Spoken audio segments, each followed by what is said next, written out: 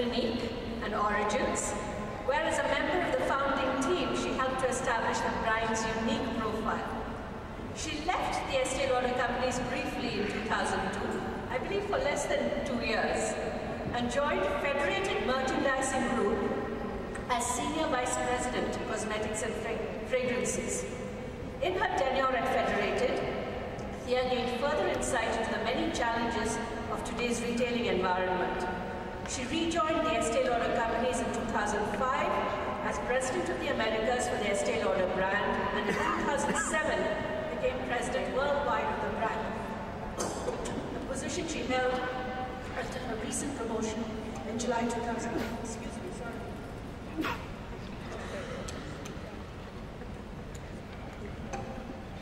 Thea serves as a board member on the National Mother's Day Council and Cosmetic Executive Women. In 2007, she received the Cosmetic Executive Women Achiever Award. And last year, I'm really pleased and proud to say that the Carlson School honored Thea with an Outstanding Achievement Award. Thea is a graduate of the University of Minnesota, a gopher, with a degree in marketing. Today, we are honored to have her here to share her unique insight into the business world and to speak to all of us about the importance of managing a successful career path. Ladies and gentlemen, graduating class of 2012, please join me in welcoming Thea Breen.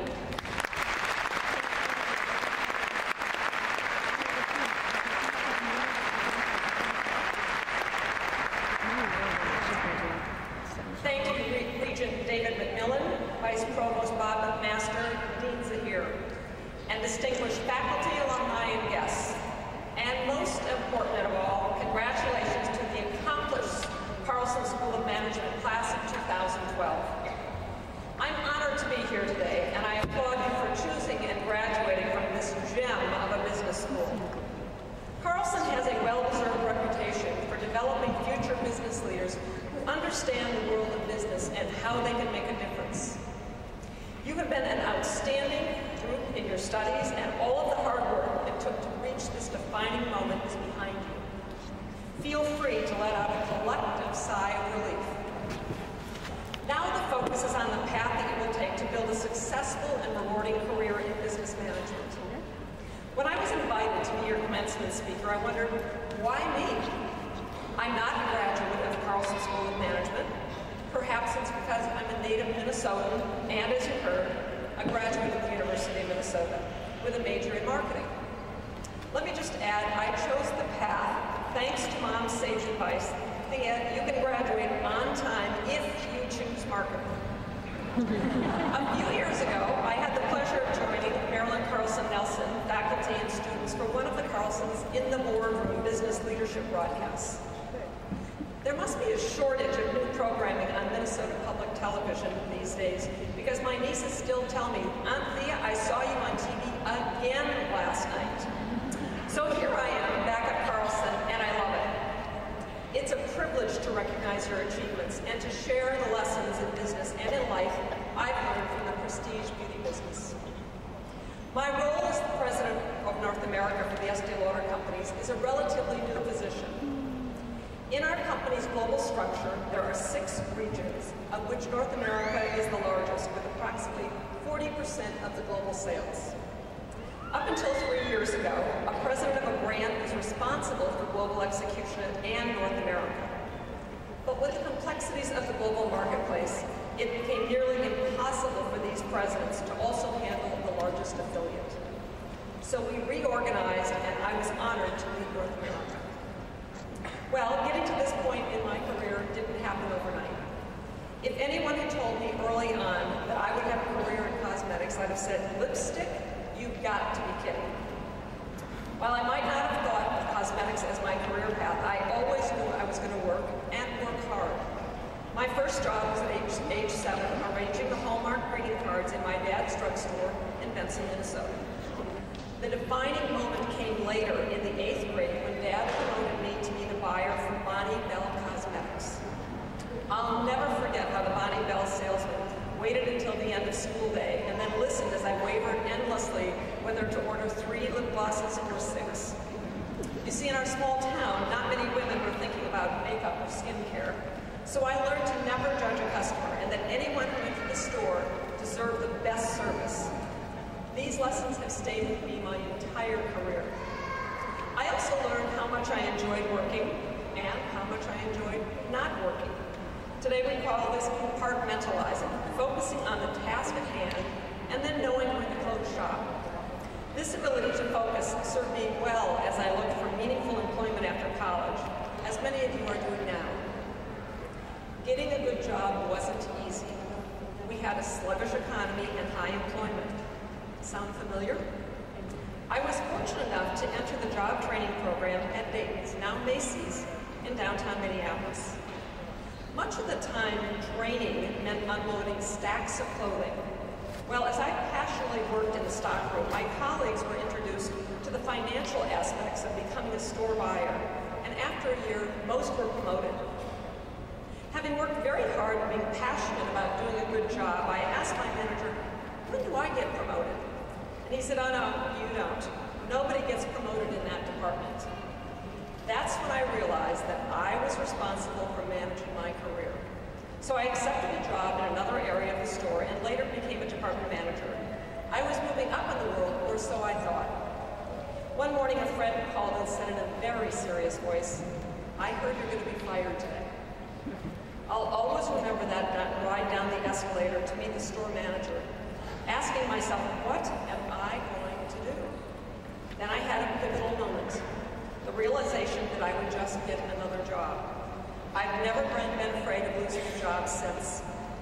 The manager confirmed the bad news, so I asked my store manager if there was anything I could do. That's when he asked me, what do you know about cosmetics? There's an opening as a department manager. Well, I knew about the lip gloss. Then thinking about all the bills I had to pay, I answered, I would love to work in cosmetics. Just give me 3 months and I'll prove I can do the job. It turned out that was the right call. I'd found my career path, and I was ready to follow it with fearless determination. The early work experience taught me that there are times in your career when you need to judge a situation fairly, weigh the consequences, then take a risk. It also taught me 3 key lessons. As you pursue your career, speak up and ask for the opportunity you need to be successful. Secondly, never be afraid of failure or losing your job. It's just not the end of the world. And third, if you are a manager of people, give them timely feedback when issues arise. No surprises. In the cosmetic industry, nearly 80% of the workforce consists of women. And I've observed that our male colleagues are better hardwired to ask for opportunities that will advance their career.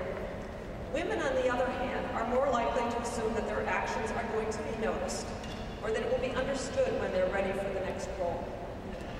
Women are better off letting their management know, this is the path I want to be on. Tell me as I'm moving forward if I'm doing the right things. Women, and this goes for men too, plan ahead and ask for what you want. The next lesson for success is all about the value of top talent in the workplace. Managers want to hire the best talent for the job, and you want to be that best talent, and all of you have the great skills to offer. Be confident and proud of what you've accomplished, and relish what's to come. This includes being a lifelong learner, always taking advantage of on-the-job opportunities to develop your talent and be the best at what you can do. I discovered the value of top talent when Clinique entered Dayton's department store. I loved the brand philosophy, and I especially appreciated how the account executive interacted with her sales team and how the team members interacted with their management. So when an account executive position opened up, I interviewed, got the job, and learned all I could about the brand.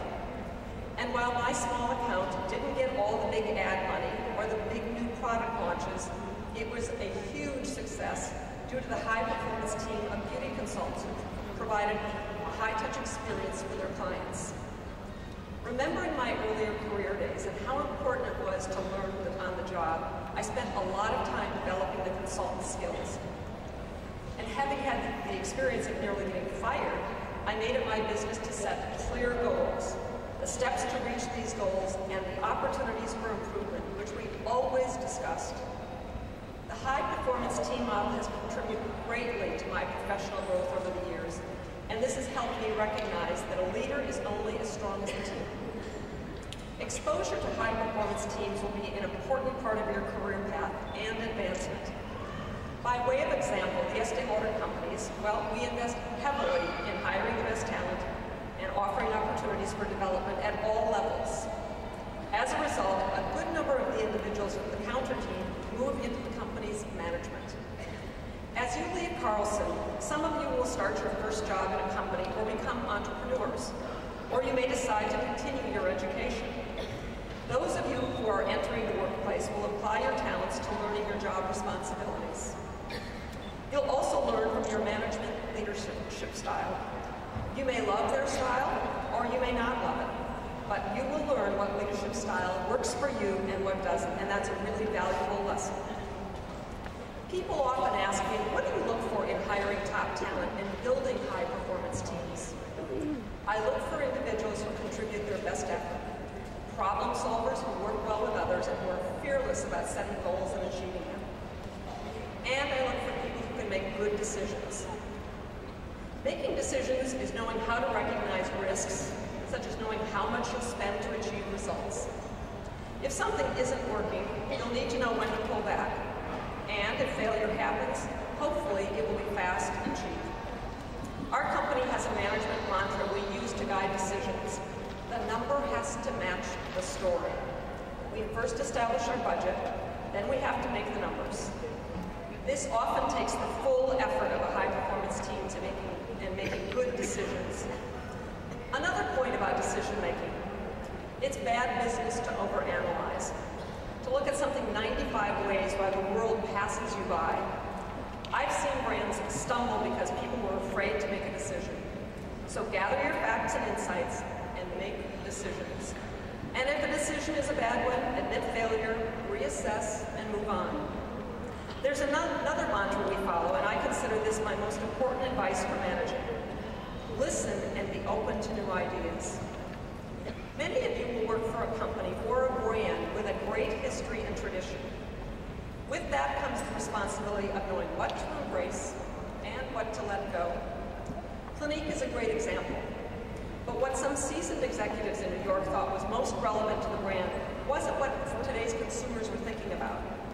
The Clinique team began listening more closely to what consumers wanted the brand to be. The result? Service as you like it. A new service model that matches service to each consumer's preferred shopping style. This includes having iPads at the counter to make it easier to navigate all of the product options. Clinique also embraced its proud tradition of breakthrough product innovation. An example is the 2011 launch of Even Better Clinical, a facial serum